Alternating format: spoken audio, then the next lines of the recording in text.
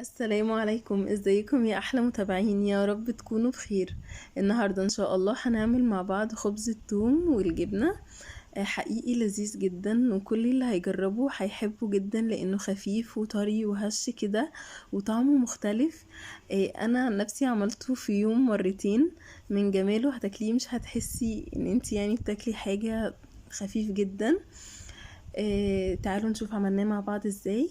واذا عجبكم الفيديو ما تنسوش اللايك، ونقول بسم الله اللهم صل وسلم وبارك على سيدنا محمد.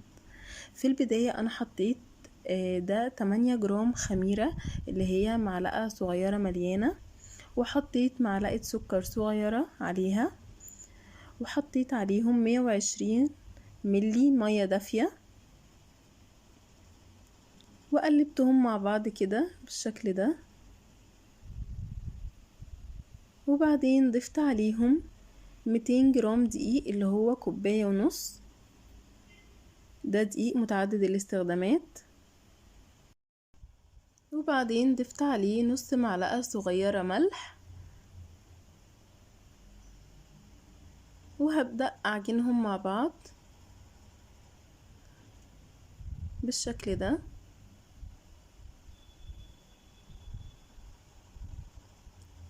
كمية الدقيق مع المية اللي احنا حطيناها هتطلع العجينة مظبوطة معاكي جدا، مش هتحتاج مية زيادة.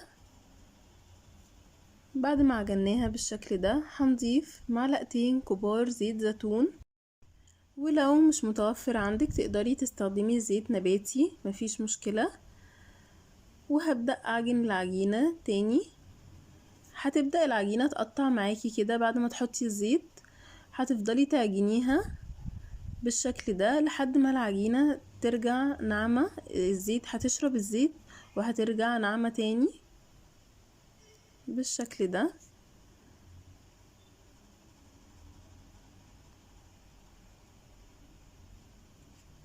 شايفين مقطعة كده؟ ما تقلقيش، هتلاقيها لمت معاكي تاني ورجعت ناعمة بالشكل ده زي ما احنا شايفين كده. العجينة بقت جاهزة معانا.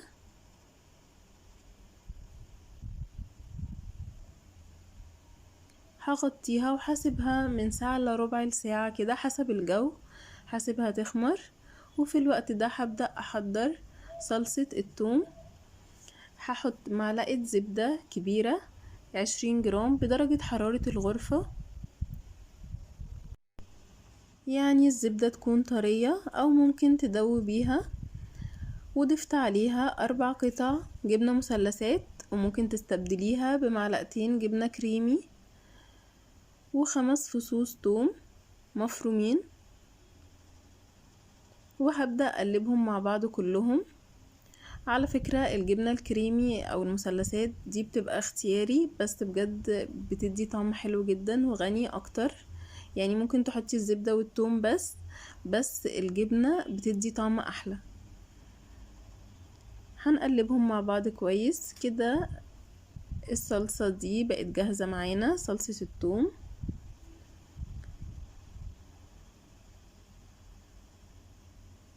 وبعد ما العجينة خمرت معانا هبدأ بقى أشكلها.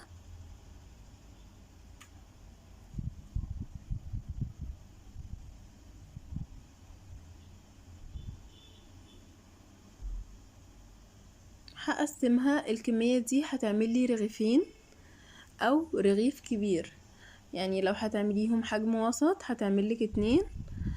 لو هتعملي رغيف كبير هتعملك 1 كبير.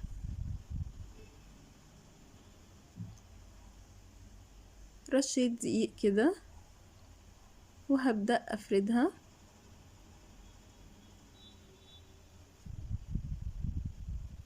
العجينة ما بتخليهاش تخينة خالص، بتفرديها بيكون سمكها رفيع بالشكل ده. انا رشيت شوية دقيق من تحت علشان اعرف افرد العجينة متلزقش بالشكل ده كده.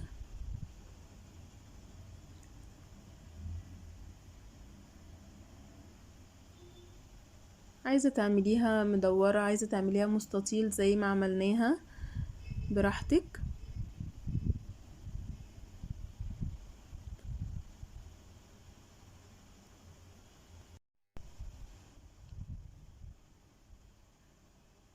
بعد ما فردتها على الصاج حطيت ورقة زبدة وحطيت عليها العجينة. يفضل ان انتي تحطي طبعا ورقة الزبدة، لان هي لو حطيتيها كده ممكن تلزق معاكي. شايفين رفيعة ازاي؟ وهنشوفها بعد ما تستوي هتكون عاملة ازاي. يعني ما تقلقيش ان هي رفيعة كده تفتكري ان هي هتنشف مثلا معاكي، لا بالعكس، بتكون جميلة جدا، نفس فكرة البيتزا.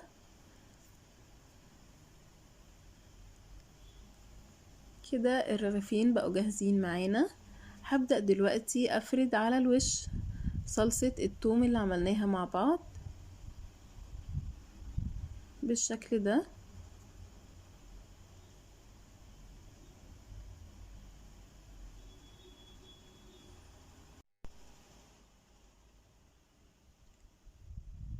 هتفرديها على الرغيف كله كده زي ما احنا شايفين،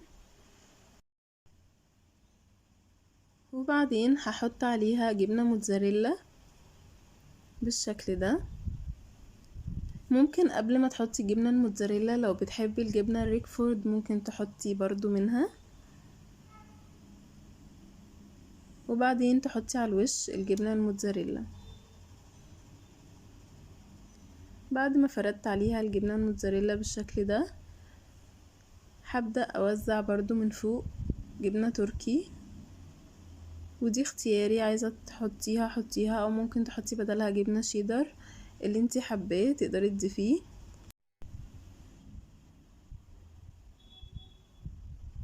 وبعد ما فردت جبنات بالشكل ده رشيت رشة بسيطة من الزعتر، وده اختياري